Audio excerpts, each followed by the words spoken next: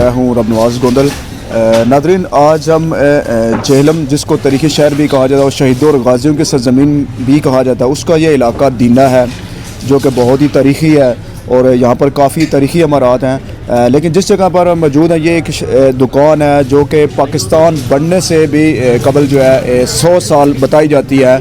और यहाँ पर जो मालिक है मलिक मंजूर साहब, अभी हम थोड़ी देर बाद इनसे भी बात करेंगे, कुछ सवालात इनसे करेंगे कि इतनी पुरानी दुकान है, जदीद दौर में, जदीद टेक्नोलॉजी के दौर में ये जगह जो है ना, हम अपने नाज़रीन को ये भी आगाह करते चलें कि वासराय हिंद भी से कहा जाता है, क्योंकि ये हम कश्मीर और पंजाब का ये गेट भी माना जाता है। क्योंकि जब हिंदुस्तान था, पाकिस्तान नहीं था, ना ही इंडिया तो हिंदुस्तान था, सब लोग मुसलमान सिख ईसाई एक जैसी ही ज़िंदगी बसर कर रहे थे, तो उस वक्त तजारत का ये वाहिद रास्ता था जिसे वासराय हिंद कहते हैं। ये रास्ता था हिंदुस्तान में दाखिल होने के लिए और कश्मीर में दाखिल होने के लिए। लेकिन तकसीम हिंद के बाद कश्मीर उधर रहा, कश्मीरी लोग और पाकिस्तान के जो हिंदुस्तान के लोग हैं इस तरफ आकर बाद में तकसीम हुई, पाकिस्तान और भारत अलग अलग जो हो गए। तो लेकिन ये बहुत ही पुरानी जो शॉप है जिसको आज भी विरसा के तौर पर इन लोगों ने रखा हुआ है, जो मेरे ख्याल में एक अजूबे से कम नहीं है। तो आइए इनसे बात करते हैं मलिक मंजूर साहब से। अस्सलाम वालेकुम जी।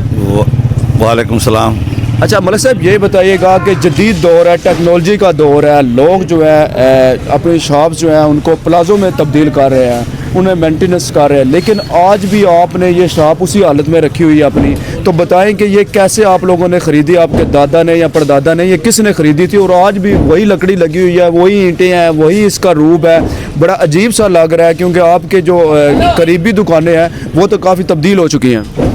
ये हमारे बुज़ुर्गों ने, बड़े बुज़ुर्गों ने ख़रीदी हुई थी दुकान तकरीबन को 150 रुपये में। ये विरसे में हमें मिली है, विरसे में हमने रखी हुई है, समझिए।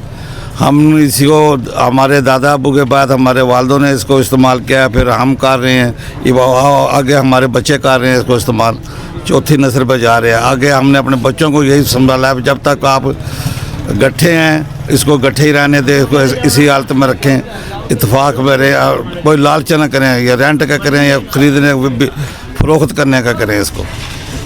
ये कितने की उस दौर में आपके दादा अबू ने ख़रीदी थी?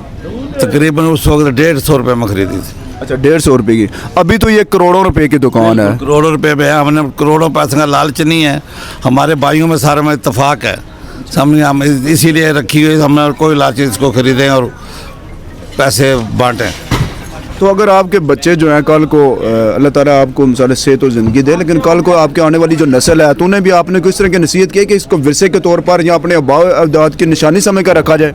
बिल्कुल जी, हमारे बुज़ुर्गों ने भी हमें यही नसीहत की थी, इसको विरसे के तौर पर रखे, आप गट्ठे रहें।